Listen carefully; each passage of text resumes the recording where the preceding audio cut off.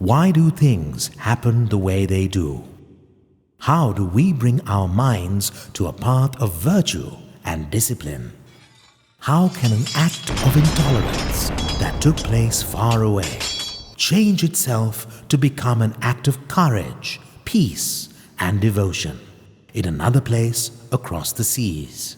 How can we all be devoid of pain and suffering and be at peace? These are some of the questions that are explored in the book. Kalil Uditta Karunamurti, Galen Pibuduna Karunamurtiya, or The Compassionate Buddha of the Rock, a book by Deshabandu D. Eassuwaran. Rambadagala, a small village near Kurunegala, is home for the Monaragala Vihara, a village temple run efficiently by the chief prelate, Venerable Amaramauli Thero. On a sunny day in May 2001, he was sitting in his usual spot under a shady tree near the temple. He was waiting for the children leaving Sunday religious classes. He was shocked to see some children walking towards him armed with small stones. They had seen the famed Bamiyan statues of Afghanistan destroyed on TV and wanted to avenge the destruction by stoning mosques in the area. The Thero was shocked by these words. This was not how the youth of his village normally behaved. He calmed them down and explained the futility of revenge. The Buddha, he explained, would never have stooped to acts of violence. There are many good people in the world. An entire community cannot be blamed for the actions of a few somewhere else. He pointed to the large rock behind the temple. Let us build a timeless and monumental sky-reaching Buddha statue in our village.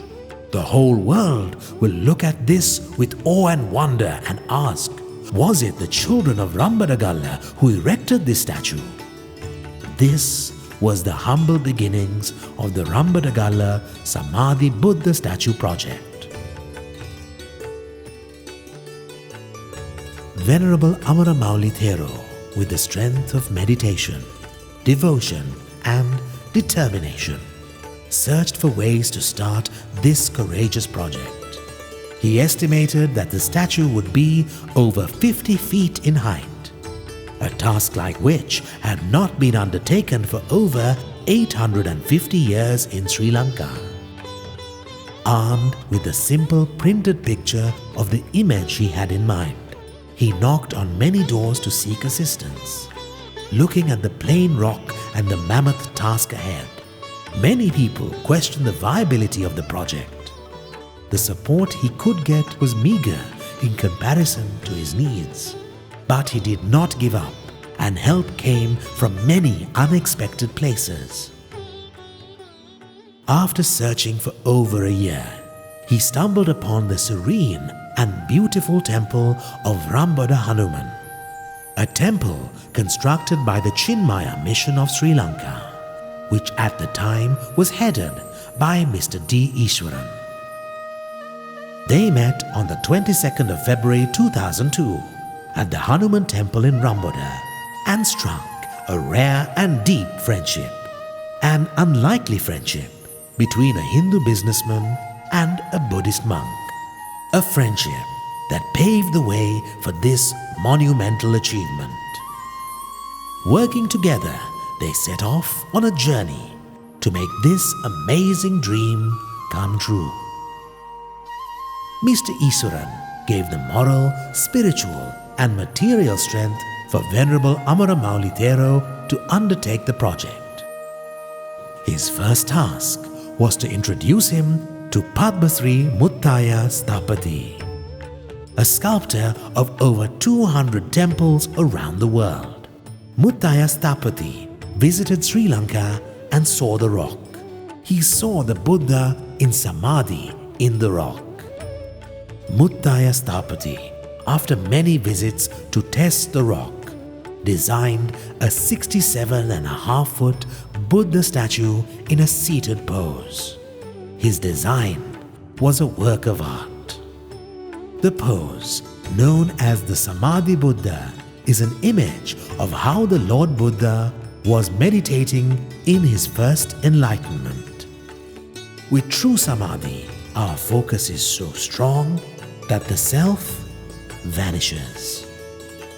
Muttaya Stapati waved off his own fee for the project and declared that this will be the seminal work of his life. With the help of several sculptors from Tamil Nadu, India, the Buddha started revealing himself from the rock. The years went on. There were times when it seemed that the project was on the verge of running out of support. It was only the dedication shown by the monk that kept it going against all odds. The country was in the midst of a civil war, and for many, the priorities lay elsewhere. Mr. Eassuwaran recounts this period as a difficult one. There are several examples of how the power of thought can produce unimaginable energy and action in this world, and cites the Venerable Amaramauli Thero as a living example of this. When a noble project needs supporters, they appear. Key among them was the chairman of the DSI group, Mr. Nandadasa Rajapaksa. With his unflappable assistance to the Thero, the people of Sri Lanka finally learned of the emergence of the Samadhi Buddha. Over 15 years passed as the Buddha revealed himself. The sadhu always knew that divine help would eventually complete the project. As His Excellency Maitripala Sirisena, the President, unveiled the statue, there were many who shed tears as they understood that this was the culmination of a dream that took a decade and a half to become a reality.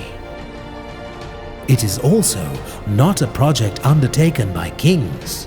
It was conceived by a monk with few resources and supported by common people of all walks of life, irrespective of their religion or community. In the final year of his life, Deshabandu D. Eassuwaran wrote The Compassionate Buddha of the Rock. The book was composed as a repository of the true events that occurred over the years. The story of the statue and how it emerged was not written in praise of one or a few people.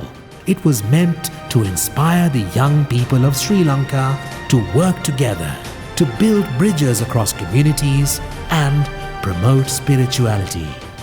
If a monk with no resources can achieve such a task, what can you not achieve?